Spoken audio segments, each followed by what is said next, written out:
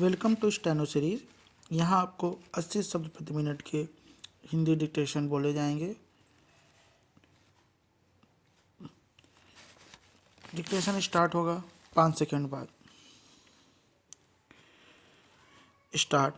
मणिपुर में युमनाम खेमचंद सिंह के मुख्यमंत्री पद की शपथ लेने के साथ एक लोकतांत्रिक सरकार फिर से कायम हो गई है। इसके साथ ही लगभग एक साल से जारी राष्ट्रपति शासन का अंत हो गया है। दरअसल राज्य में 13 फरवरी 2025 को उस समय राष्ट्रपति शासन लगाना पड़ा था जब मई 2023 से जारी जातीय हिंसा के मद्देनज़र 9 फरवरी 2025 को तत्कालीन मुख्यमंत्री एन बीरेन सिंह ने इस्तीफा दे दिया था। मणिपुर की हिंसा में लगभग 300 लोगों की मौत हुई, हजारों विस्थापित हुए और उनके घर या दूसरी संपत्तियां स्वाहा हो गईं।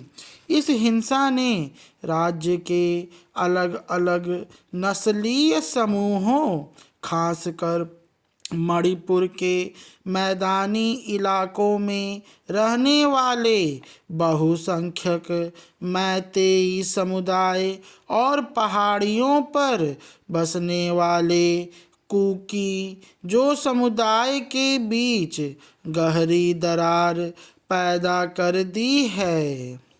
हिंसा का तात्कालिक कारण मणिपुर हाई कोर्ट द्वारा 14 अप्रैल 2023 को एक फैसले से उपजा विवाद था, जिसमें मैतेई समुदाय को अनुसूचित जनजाति का दर्जा देने की सिफारिश की गई थी। हालांकि बाद में सुप्रीम कोर्ट ने हाई कोर्ट के उस फैसले की आलोचना की थी।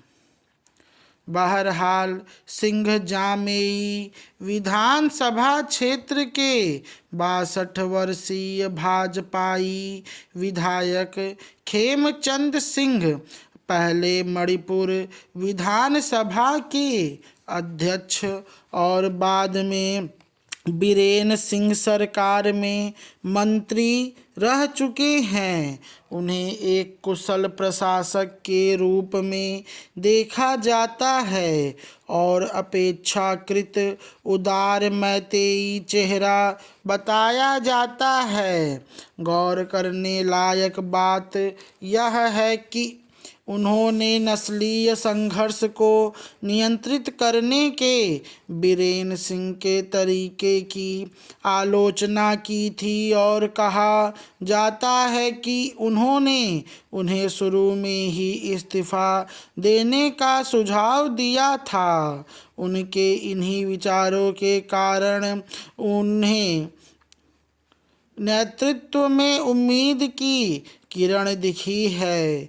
मणिपुर में गहरी हो चुकी नस्लीय खाई को प्रतीकात्मक और राजनीतिक रूप से पाटने के प्रयास के तहत नई सरकार ने सत्ता में साझेदारी की नीति अपनाई है। इसमें कुकी जो समुदाय से नेमचा, किपगेन और नागा समुदाय से लोसी दीखो को उप मुख्यमंत्री बनाया गया है।